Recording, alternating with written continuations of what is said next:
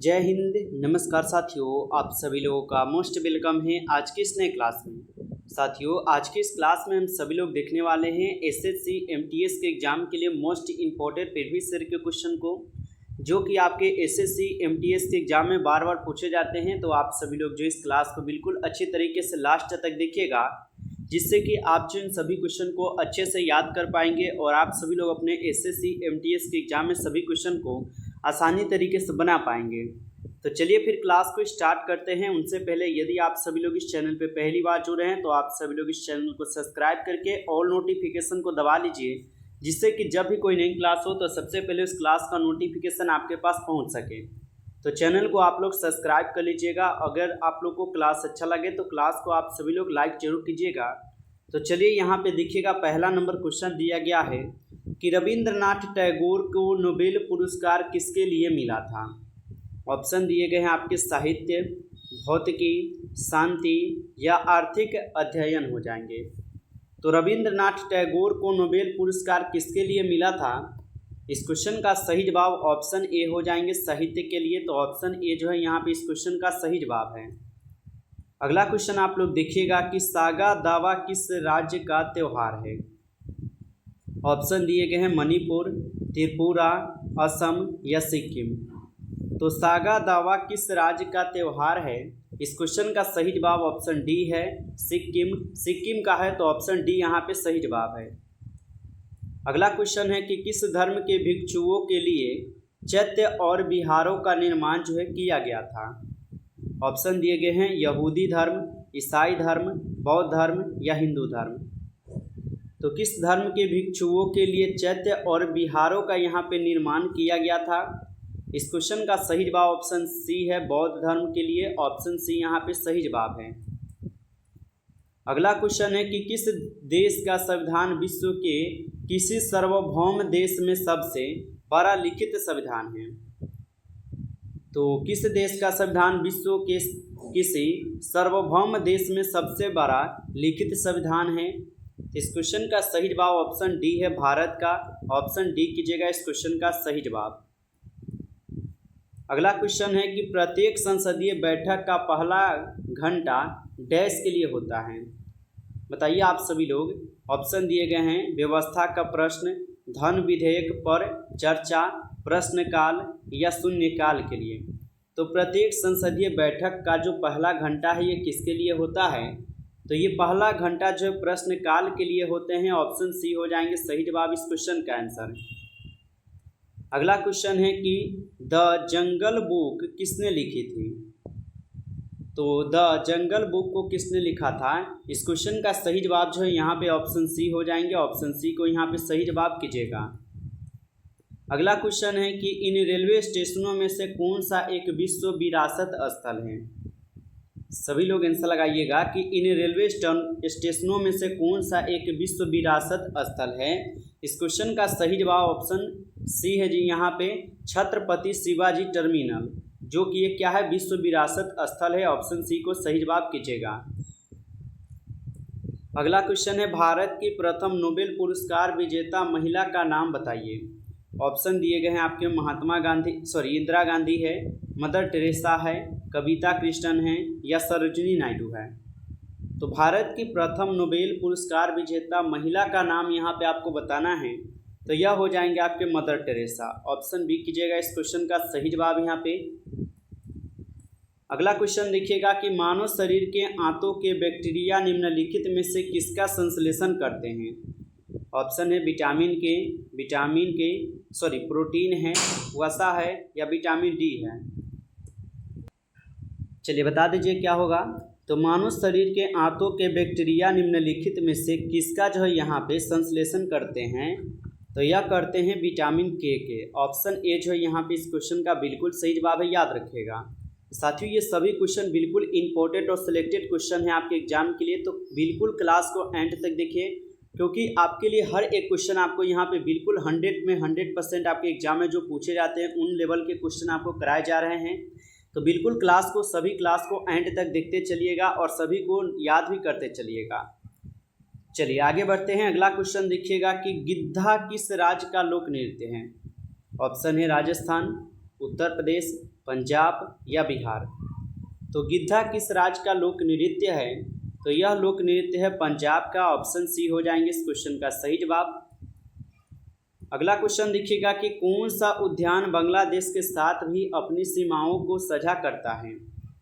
Option दिए गए यहाँ पे सुंदरवन राष्ट्रीय उद्यान, काजीरंगा राष्ट्रीय उद्यान, कंचनजंगा राष्ट्रीय उद्यान या पन्ना राष्ट्रीय उद्यान। तो कौन सा उद्यान बांग्लादेश के साथ भी अपनी सीमाओं को साझा करता है? इस क्वेश्चन का सही जवाब ऑप्शन ए है सुंदरवन राष्ट्रीय उद्यान। ऑप्शन ए कीजिएगा सही जवाब यहाँ पे। अगला क्वेश्चन है आकार के संदर्भ में वरुण हमारे सौर मंडल में डैश स्थान पर आता है?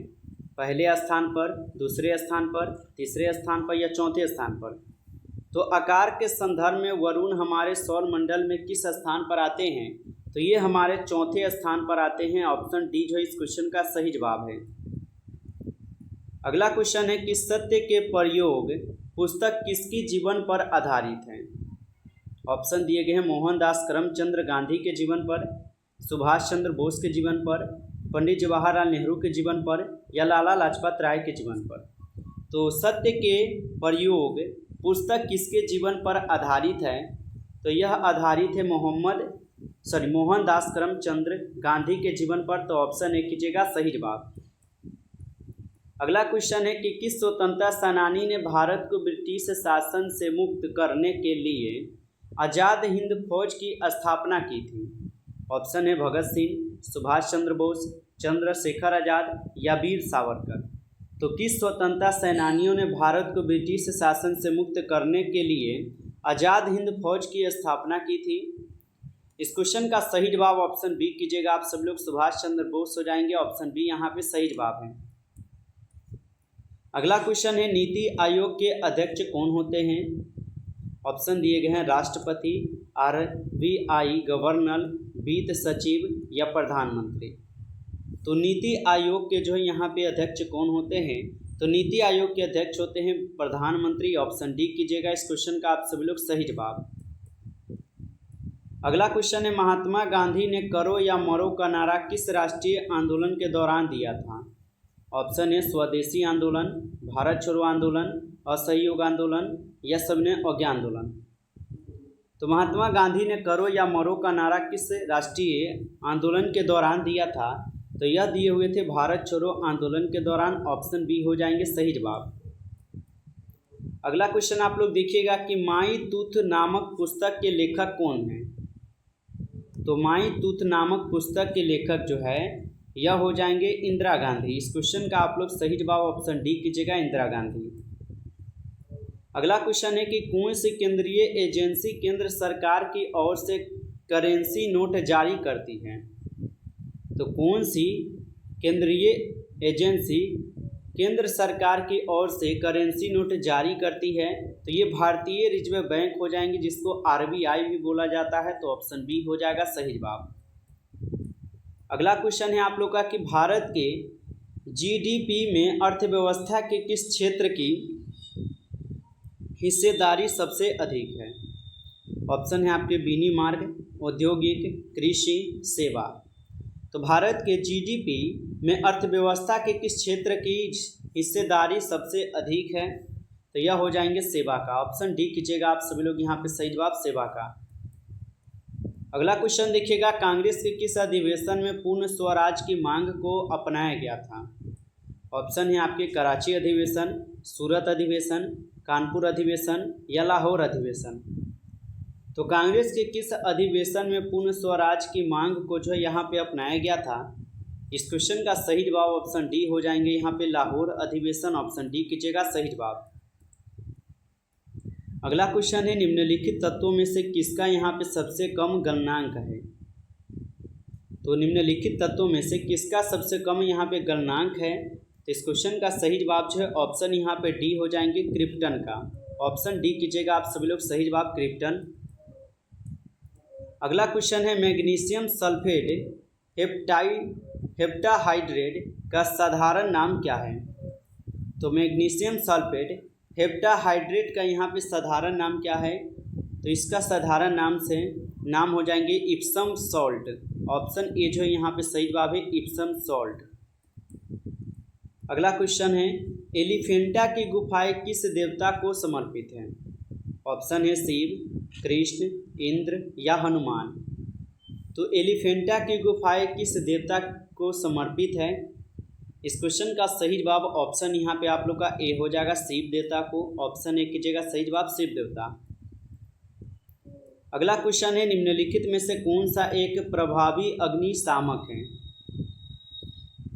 ऑप्शन है ऑर्गन, हेलांस, हेलोजन या हीलियम। तो निम्नलिखित में से कौन सा एक प्रभावी अग्निशामक है? तो ये आपके हेलांस हो जाएंगे। ऑप्शन बी कीजिएगा इस क्वेश्चन का यहाँ पे सही जवाब आप लोग। अगला क्वेश्चन देखिएगा कि डैश एक हिंदू संत थे जो भक्ति आंदोलन और महाराष्ट्र के वारकरी संप्रदाय से जुड़े थे। इस क्वेश्चन का सही जवाब ऑप्शन यहाँ पे बी हो जाएगा, गोरा कुंभार। ऑप्शन बी यहाँ पे सही जवाब है। अगला क्वेश्चन है, आज़ाद हिंद एक भारतीय अस्थायी सरकार थी जिसे काबिज किए हुए डैश में वर्ष 1943 में स्थापित किया गया था। ऑप्शन है ऑस्ट्रेलिया, श्रीलंका, सिंगापुर या बांग्लादेश। तो आज़ाद हिंद एक भारतीय अर्थव्यवस्था थी जिसे काबिज किए गए डैश में वर्ष 1943 में स्थापित किया गया था। तो ये स्थापित किए गए थे सिंगापुर में। ऑप्शन सी जो है यहाँ पे सही जवाब है। अगला क्वेश्चन है, बिंदुसार किसका पुत्र था? ऑप्शन है अशोक, अकबर, चंद्रगुप्त मौर्य या शिवाजी। तो बिंदुसार किसका पुत्र था? तो बिंदुसार जो है ये चंद्रगुप्त का पुत्र था। तो ऑप्शन सी सही जवाब है।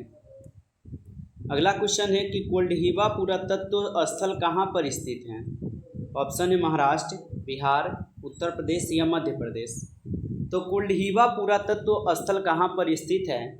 तो कोल्डहिवा पुरातत्व स्थल जो है यह स्थित हो जाएंगे आपके उत्तर प्रदेश में। ऑप्शन सी कीजिएगा इस क्वेश्चन का सही जवाब। अगला क्वेश्चन है, भारतीय संविधान का अनुच्छेद 19 बोलने आदि की स्वतंत्रता से संबंधित कुछ अधिकारों का संरक्षण किससे संबंधित है? ऑप्शन है केंद्र सरकार, राज्य सरकार, राज्य नीति के निर्देशक तत्व या भारतीय नागरिक के मौलिक अधिकार हैं। तो भारतीय संविधान का अनुच्छेद 19 बोलने आदि की स्वतंत्रता से संबंधित कुछ अधिकारों का संरक्षण किससे संबंधित है? तो ये संबंधित है भारतीय नागरिक के मौलिक अधिकार से। ऑप्शन डी जो है यहाँ पे इस क्वेश्चन का सही जवाब है। चलिए इसका आंसर आप लोग कमेंट कीजिएगा कि राष्ट्रीय जनतांत्रिक गठबंधन की स्थापना कब हुई थी? ऑप्शन यहाँ पे 1951 में, 1998 में, 2004 में या 1980 में। इसका आंसर जो है आप लोगों को कमेंट करना है। तो आप सभी लोग जो है इसका आंसर कमेंट कीजिएगा, ठीक है। यदि आप लोग को ये क्लास अच्छा लगा हो तो आप सभी लोग जो है इस क्लास को लाइक कर लीजिएगा।